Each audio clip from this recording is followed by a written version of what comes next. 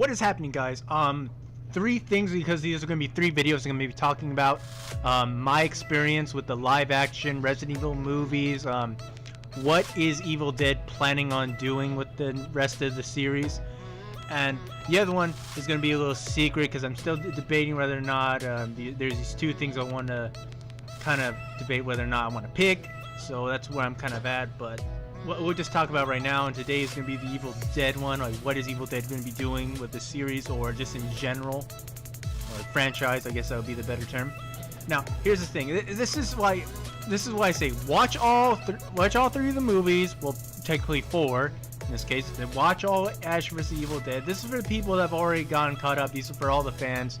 And this is just a speculation of what I think would possibly happen. I highly doubt it would, but it's just a little fun little idea to think about, so it connects the whole freaking world together. Alright, anyways, the newest episode right now basically talked about Army of Darkness, and this kind of goes back to what I wished that Ash vs. Evil Dead was going to go and explore to, the Army of Darkness saga of Evil Dead, but because Warner Brothers is so fucking like hectic with the rights to that, so it's like it's a freaking chaotic mess with that. So they're not gonna get that anytime soon. And they mention it throughout the series and then poke a couple references to it, but that's as far as we got right now. Now, because the newest episode involved Ash going back in time to not even picking up the book. He's preventing himself from even touching the book. So, because Pablo dies. Spoiler alert for all this shit. That's what I said. This is for all people who've already seen up until this point. Yeah, that's basically what I want to get across, because I want to make sure I get through these points like at the end immediately, because it's really gonna matter at this point.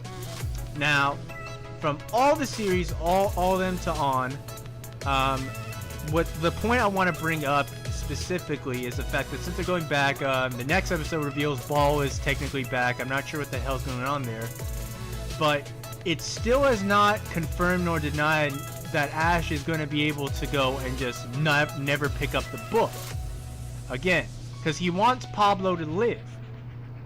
So I'm not sure what kind of direction they're going to take, but this is what I think.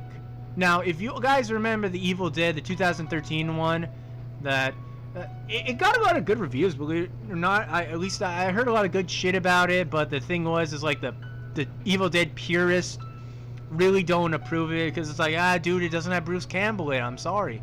And this has come from friends, this has come from other fans that say, oh dude, there's no point of even watching this fucking movie. I mean, it's a pretty good movie.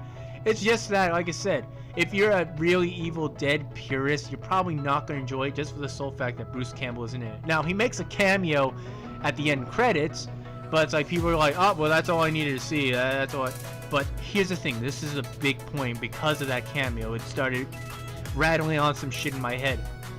What if, now I say what if, this doesn't necessarily mean it's true, that Ash ends up becoming successful with this, he does not ever pick up the book. But since, now later on, because what they discuss too is like different timelines throughout different, not dimensions, but different paradoxes and all that shit. Because they go into time travel. So the events of Army of Darkness have already set in stone in the book. So it's not really going to change. That's why, because it's like in Evil Dead 2013, if I can remember correctly, they did have like, when they're flipping through pages, I think they did see like Ash when he was like in Army of Darkness, when he's like in the Middle Ages, and they have a picture of him standing up with a chainsaw pointed to the air. I believe they have it. I believe they have a scene in that where they're flipping through the book. I don't remember, because it's like, it's been a while since I watched the movie. I have to go and watch that again and make sure, and then I'll have to post another video confirming that shit, or confirming or denying what the hell I said. But anyways, that would be the big thing that I could see going on. And I know you're saying like, okay, well, what the hell does this what the hell does that mean? What this means is that Ash is successful. He never picks up the book. It still has the knowledge of him being the crowned savior to go and destroy evil. But here's the thing: the next people, because these next group of kids who are going to be finding the book and get into the same shit that was in Evil Dead 1. That's when you go and realize, oh wait a minute, because the chick that's in the other one in the next one. Like I say, I have a tough time remembering the names of the new one because here's the sad part is like some of the there's a lot of generic shit in there, so it's like that's the only thing I could see why on a critical standpoint it's like, yeah, there is some shit that's like, yeah, I really don't care about some of these people, but at the same time it's like I gotta do a little bit more digging on that movie.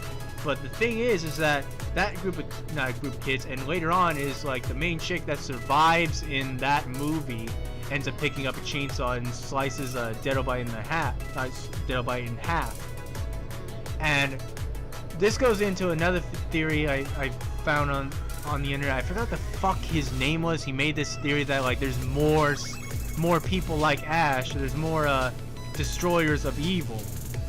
So what puts that into mind is like it's like kind of like a JoJo Bizarre Adventure type deal where there's always another generation destined to fight this evil.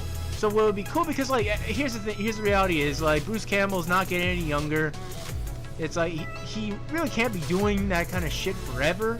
So what would be cool is like later on he'll end up passing the torch. Now I know you're saying, oh, it's because it's a chick. We need a chick in there, dude. Is that what you're trying to say? No, I'm really not. Honest to God, I'm really not.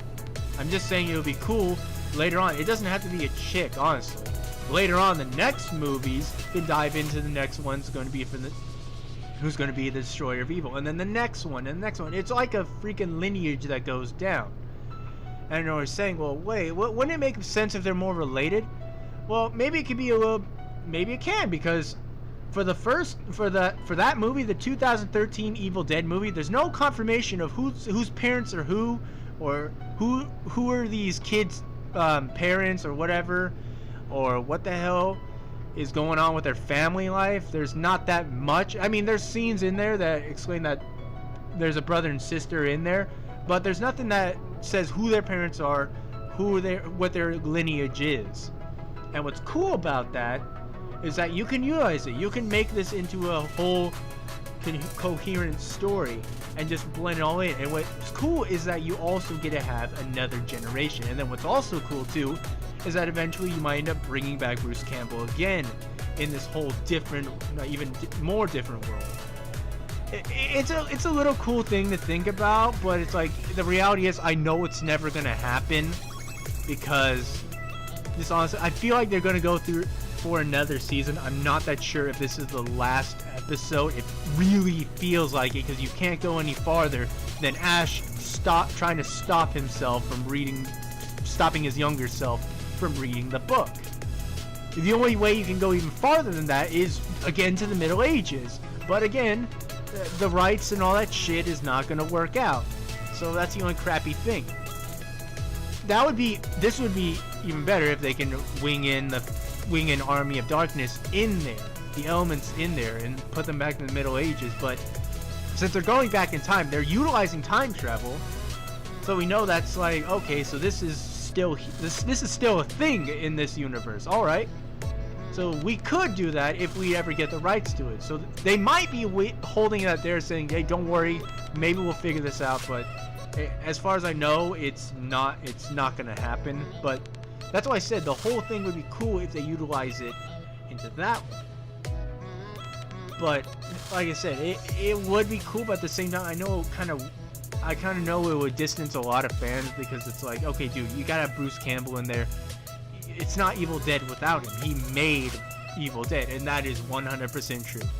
That dude made that movie. I can't deny you that. I can't deny any fan that. So that's the point where I go like, yeah, even though this is a fun little theory, I don't think it's gonna happen.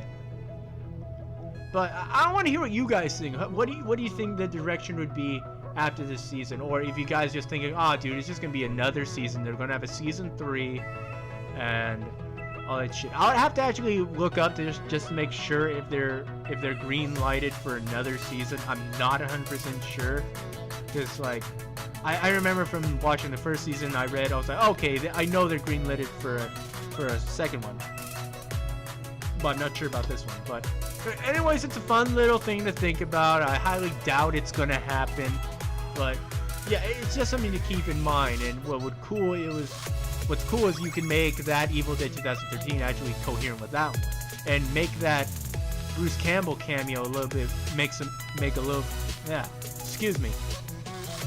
that shit a little bit more, like, make it have a little bit more sense in what the hell's going on.